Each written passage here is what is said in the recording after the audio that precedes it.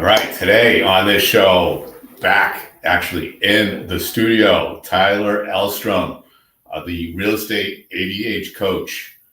Unbelievable stuff he's doing. I'm so excited. We're going to be talking about $1 million real estate agents. And I don't mean $1 million selling $1 million home. I'm talking $1 million in gross income, gross commission income. So, Tyler, welcome. Thank you. Thanks for having me back. Welcome to North Carolina. Yeah. Thank you. I appreciate you coming all the way out here. I'm looking forward to your presentation today. We're going to have a packed house, I'm sure.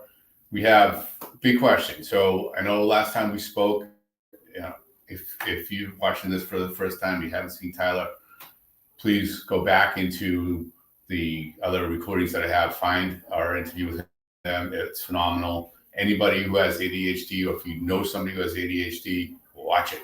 It's really powerful. He's making great strides. And we're going to be talking about agents who are grossing commissions of $1 million or more, and how are they dealing with ADHD. So why is that such a unique number? Yeah, well, what's interesting is we're going to do a panel with agents doing over $1 million in GCI that had ADHD. And when we look at the numbers, there weren't a ton that hit that benchmark this past year with the market. And once we started digging in, we found a very high prevalence of those who actually did $1 million in GCI with ADHD, way more than we thought. And that kind of digging into that, they're looking for patterns, like what are they doing?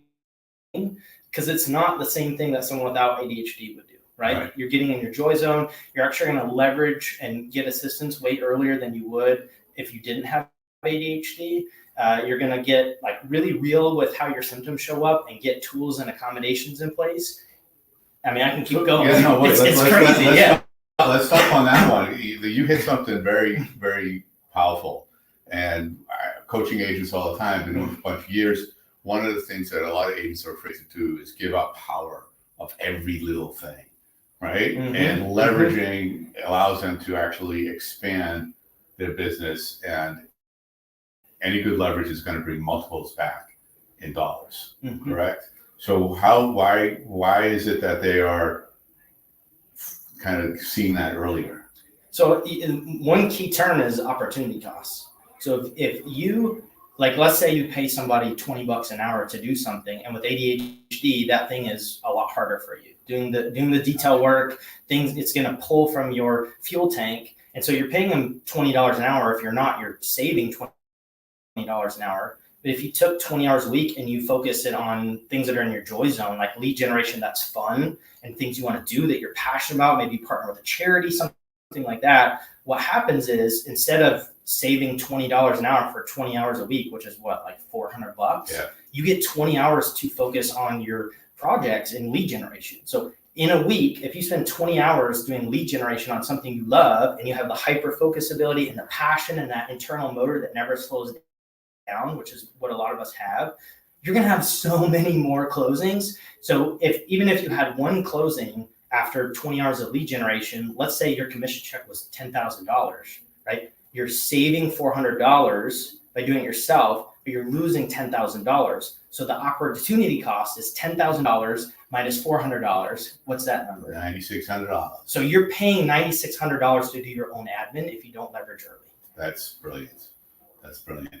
And do people, agents with ADHD, see that in themselves earlier, or is it just that they're asking for help in general? Like how do they know that's what they need to do? To leverage? Yeah, to get there. When things feel hard, I mean, and you touched on how like letting go of stuff can be hard. I mean, a lot of times I know for me, I'm just dropping stuff. So instead of, maybe you have a list where you have things that are super urgent, that are kind of urgent, things that would be nice to have done, it's like you don't even touch the things that would be nice to have done.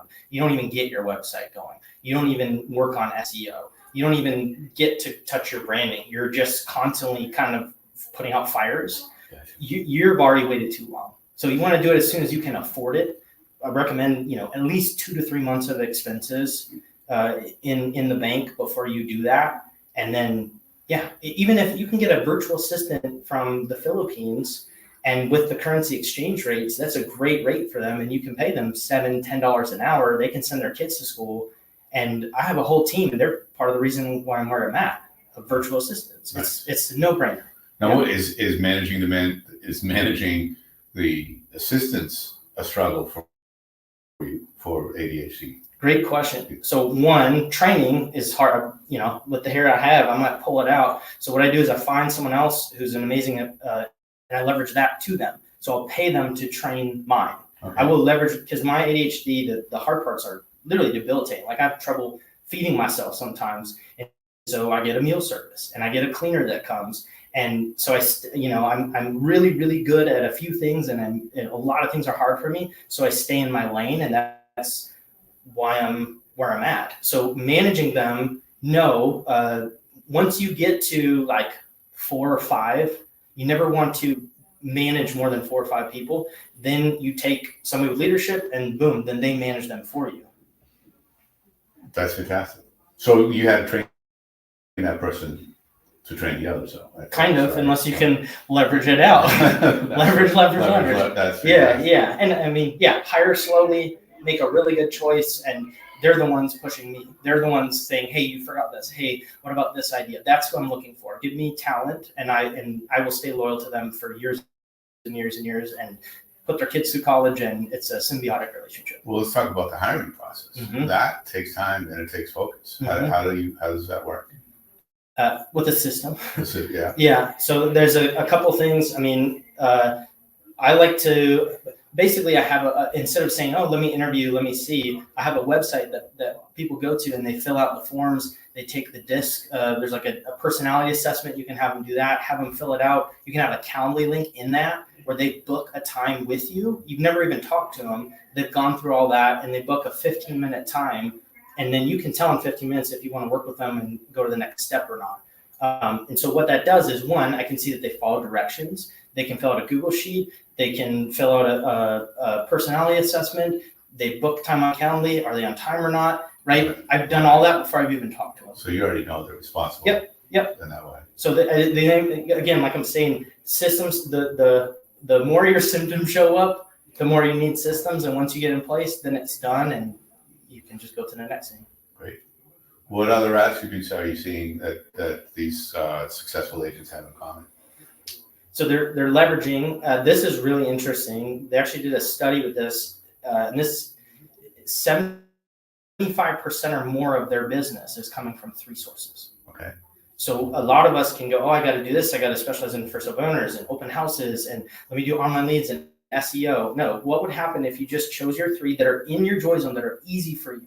If you don't like scripts, that's okay. I have one client that loves vintage shopping, and she goes to garage sales. She gets multiple listings a week, and she vintage shops and talks to people. You don't have to do it over the phone. You can do it via text. So find the things that you're good at and go for mastery. Study everything, get obsessed with it. Watch the YouTube videos on open houses and go to other people's open houses and ask questions and be a master and cut out all the distraction. You will get a ridiculous amount of sales. Is that part of the ADHD where you can hyper focus on something like that and then master it? Many of us have that hyper focus where you forget to eat, you forget to drink water, you forget what time it is, and you have more energy at the end than when you started, and it's 10 p.m. at night and your sunglasses are still on your head. Like, that's where the genius is. That's where you want to live, and just pull everything off that you can and get in your lane, and now you're going harder and faster than anybody else. ADHD or not, this is powerful stuff. Oh yeah. Right. And if everybody did this, forget about ADHD. Mm-hmm. They actually have the advantage of having to do these. We have things, to. Right. Yeah, I had to. It's a weird advantage to have. Right. I wouldn't wish that on anybody. You're forced to, Yeah. or you just stay stuck and you beat yourself up and you feel like you're not good enough, which I did that enough years, and so I was tired of it, and I thought, well, I'm going to do it my own way, And you're right. People without ADHD can use this stuff and have more energy, get in their joy zone, be in your passion, stop doing the stuff you don't want to do, and get out there and help people, because that's the position we have, is to make a difference. And then the byproduct is income. And the more you help people, the more income you're going to have. And looking across the variety of agents that are up in that business level, are those 3 columns, are there commonalities in those 3 columns amongst them? Or for lead sources? Yes. That's a really good question. That's a really good question. I don't know yet. It's still new. Okay. I'll have to come back. Yeah, I'm curious if it's more social engagement or is it, where does that lie? Here's what I'll say. There's a lot of altruism and philanthropy. Okay. I just spent some one-on-one time with an agent doing $3.6 million in GCI, who's already given back $636,000 to charity, building wells, helping homeless, LGBT communities. And so there's a big prevalence of philanthropy and altruism because we know what it's like to struggle or to not have a name for what we're experiencing. And a lot of them pair it with some kind of charity or cause. Another person does it with animal shelters and wrote a children's book and does micro events at the dog park. So it's got to be paired with something you're passionate about. That's the theme, I would say, is something you're passionate about and helping. That's fantastic. And we'll get more stats for you as we keep digging. Interesting. Now, your study, are you looking across the entire ecosystem? Yeah, that's it. And I actually spoke with a researcher who also has ADHD and has done some big company studies. And what we want to look for is what is the actual prevalence, the percentage of those in the top 100, the biggest survey we can that have ADHD. Because my guess is, the average population is 8 to 10%. Mm-hmm. In real estate, there's going to be, we're already seeing it's way more than 8 to 10. I mean, it could be 50%, it could be more. And I think that's going to dismantle the stigma when we get those stats. Yeah, it's funny. We joke about it often when we talk about real estate agents, and we say that they couldn't hold a regular job. They couldn't do a 9 to 5. Yeah, and that's right. Samesies. It didn't work out very well. Yeah. So in good or bad, that's what it is. Mm-hmm. And the challenge as someone who's trying to coach agents or bring them all together is trying to bring them together, mm-hmm. trying to get them to understand that they have to slow down and speed up. And I'm not equipped personally to be able to work at that level or that you're working and understanding the ADHD. These conversations have absolutely helped me in some of my conversations. It's prevalent around with real estate agents. They have that lack of ability to stay focused and sit at the desk and do what they have to do on a daily basis. So a lot of chasing the shiny objects. Yeah, because it's what's going to be the next thing, and that's where when you take that focus and you put it and lean into the hyper focus, because otherwise, you're just reaching for what's the next thing, what's going to solve this. And for some people, when you really look inward and address your symptoms and what's challenging, and then recognize your genius zone, that can calm that. Because it's like a lot of agents I've found are constantly seeking because they just want to do better and they don't know what, so they're grasping at straws and they don't know why. And then once they finally recognize what's showing up, then you can put different tools in place and really lock onto things, and it changes everything. There are certain tasks that have to get done. Mm-hmm. If you're out doing your philanthropy, you're getting names, you're bringing people in. There are times when you have to sit down at a desk, and make the calls and talk to people on a daily basis. I would think. How does that work? Mm-hmm. How does somebody be able to sit and focus for that long on the multiple tasks of dialing and all that? Very good question. So one, I would say, can you do it a different way? I have people that have never made a call and they do text or they do email or they do Facebook Messenger. So one, do things your way, be consistent with the goal. It's okay to have flexibility with how you get there. So one, I would say, is there a different way to do it that's still completely subjective? Now, to answer your question, let's say something you have to do. You have to call, you have to do the emails, you have to do whatever. This is where we get tools or accommodations in place. Because a lot of us with ADHD, it's a misregulation of norepinephrine and dopamine and those things. So we want to create dopamine or make it a little bit more fun. So we might put on music, or you might set a timer that you do it for 15 minutes. You get as much done as fast as you can possible. Or you might do what's called body doubling, where you get another agent who sits with you and them watching. And even if they're just sitting with you, that can kind of create urgency and light up our brains to help get that task done. Like if you can't clean your kitchen for weeks and it's driving you nuts, and you invite a friend over and all of a sudden you can do it in 30 minutes. Right. So you can replicate that. You might take breaks where you do push-ups or sit-ups or something. You might have like different ways to stimulate your brain. You might have soda water or hot tea or a fidget toy while you're doing it. This is where we want to get the tools in place, because the difference between using ADHD as an excuse, here's what it is. Do we have time? Can I say this? What time do you go on stage? Like 10 minutes. Okay. 11 minutes. We got time. Okay. So here's the difference between using ADHD as an excuse or not. So imagine somebody's 4'7", right? And I say, hey, can you go grab that thing off that 6 foot tall shelf? And the person who's 4'7" says, no, I can't, I'm too short, right? That's an excuse. Sure. So that's an analogy of how to use an excuse. If I say, hey, 4'7" person, can you grab something off that 6 foot tall shelf? And they say, yes, definitely, and I need a ladder. Or yes, it might take me a little bit longer and I'll do it, and I need to stand on something. That's not an excuse. Right. You're saying, yes, I can, and here's what I need. And that's the mentality, because some people think, well, if I pretend I don't have ADHD, then it's not an excuse. No, we want to acknowledge it and put tools in place, because otherwise you're using willpower and you're forcing yourself, and that's just tiring. Like, give yourself tools, wear noise canceling headphones, get the fidget toy that looks fun, put music on, buy a new tea that you like because it feels new and it's fun. Like, go to here's another thing I've got people that say, well, I go to the coffee shop and spend $5 on coffee, and that's the only way I can get stuff done. I need to save money. And I'm like, no, oh my gosh, wouldn't you pay $5 to get 3 hours of admin done? Like, buy coffee twice a day. If you're getting 3 hours of admin done, like, duh. So embrace the accommodations and work with your brain and know what the goal is. Stay consistent with that. How you get there really doesn't matter. It is brilliant. Thank you. Brilliant.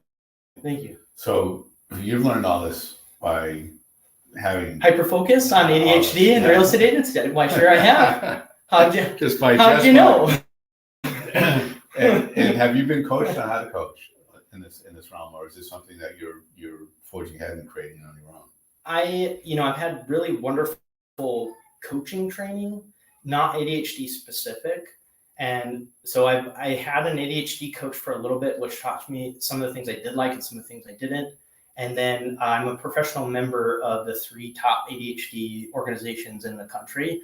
And I'm on the boards with the therapist. And I had 4 years of experience in mental health prior to this too. Okay. So I would say it's also my clients I've had for 6 years, playing with different things, seeing what works, and watching them move forward. So a little trial and error, and then definitely a lot of study models. And that's so highly qualified. Thank you. Well, I'm still learning, and I can always be wrong, and I will keep that learning based mindset for the rest of my career, because there's always new stuff that comes up, and I always want to be open to that and be a resource that people can trust that I'm having the best intentions, and I'll always correct stuff if it's not right. When it comes to working with clients and negotiations are kicking in, whether it's when you're presenting to get to listing or when you're negotiating on a contract for a purchase, how does that play into? We're just finishing up a class right now on negotiating. So it made me think that when you have all these variables coming at you, how does that work? So here's the thing that I've noticed: a huge advantage with conversion rates. Because with ADHD, studies also show there's to be 10 times the amount of thoughts, very creative, logical problem solvers. We actually get really calm under pressure because our dopamine levels actually go to baseline. So we're actually calm when other people might be stressed. Very intuitive, sensitive, can pick up on stuff, and conversion rates are off the chart. So I would say, negotiation wise, yeah, you'd want an agent with ADHD. That would be a huge value. Same thing, it's amazing because it takes studies show that we did 120 conversations for one closing are the stats. With my ADHD clients, I've had people as much as 30 conversations for one closing, sometimes even 25. And so a lot of times with ADHD, I find when we start tracking their numbers, their conversion rate takes them half the amount of time to get the same amount of appointments. Wow. Yeah. So we're going to get some of these stats out here. And I mean, as I study, I really want to get a model, like a big widespread model of like what's working. So we can say, here it is versus here's what works for 10 people. So what's the memechanism that keeps it shorter, or that allows them to get so much done so much quicker? Like the conversion rate so high. Yeah. Intuitiveness. There's 3 things that people are going to ask themselves subconsciously before they work with a professional. So it's 1, can I trust you? 2, can you help me? And 3, do you care about me? Right? You go to a doctor. Sure. Can I trust this doctor? Can they actually help me? Do they care about me? If you're missing one, you're gonna have an issue. With ADHD, can I trust you? We're very authentic, right? I'm not super polished. I want to be authentic. Like a lot of us have a high moral complex, like high integrity. And so that one checks the box. And then can you help me? We're super learning based, right? For focus on real estate, we're going to be researching stuff like crazy, understand it, be curious all the time. And then the last one is, do you care about me? A lot of us are very like intuitive and care and have that piece that's really authentic, and we want to be altruistic. And so immediately, without even trying or even knowing this, ADHD agents hit that. They hit all 3. And after studying, that's what I've come up with so far is probably what's making these conversion rates so high. Wow, that's just by being yourself. Wow. Honestly, that's really what it is. So it's almost like you should be wearing a badge. Hey, right? we'll get it. We'll get one going. I think there's maybe there's some, I don't want to say shame, but I don't know if everybody wants to say, yeah, I'm ADHD. Right. This is me. Let's go. There's a stigma. Right? There's a stigma. It's different. It's not better or worse than someone who doesn't have ADHD. It's definitely not worse. You know what I mean? It's different. Our brains are wired different. And I know I'm going live here soon, or we could go into more about why it exists, but it's just different. And the world is not built for the ADHD brain. And there's so much emphasis on the symptoms and not how to capitalize on it or the gifts. It's like either it's a superpower or it's a disorder. And neither of those are true. Like it can be debilitating and it can be incredible. So we need to hold both at the same time, get accommodations, and really lean into the gifts. That's amazing. Yeah. What about self-medication? I know several agents who are self-medicating, and that can you speak? Self-medicating like substances, don't THC or something like that. Yeah, I mean, I would talk to a doctor. I mean, obviously, if it's like a legal substance or a substance, like there's a higher prevalence of that with ADHD because it's self-medicating, right? So I think supplements can work. And what I found, and Dr. Russell Barkley, the leading researcher on this, there's nothing as effective as medication. However, for some people, they can't take it for medical reasons, or it doesn't work. Gotcha. And so, or they try one and their doctor doesn't know a lot because it's not an ADHD specialist, and they write it off forever. So if that's something somebody's interested in, find an ADHD center with licensed doctors and nurse practitioners that specialize in ADHD, and you can get genetic testing like I did. Okay. Because I threw out meds, years ago because this one didn't work and I didn't like the side effects. I didn't like who I was, whatever. I went and got genetic testing, found the perfect med. It's like literally putting on prescription glasses in the morning. Wow. I mean, it's changed my life. So there's a lot of stigma around meds, that it's addictive. Like we forget to take our medication. I mean, it's with ADHD, when you take stimulant, it actually calms you. They don't know why. Whereas someone else who doesn't have ADHD, it's like speed. Yeah. But for us, it calms our brain. So it's not as scary as people think.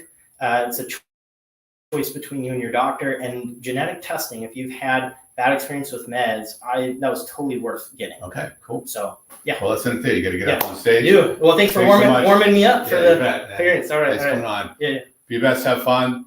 Find Tyler online. I'll put some links down here, and have a great day. Be your best and have fun.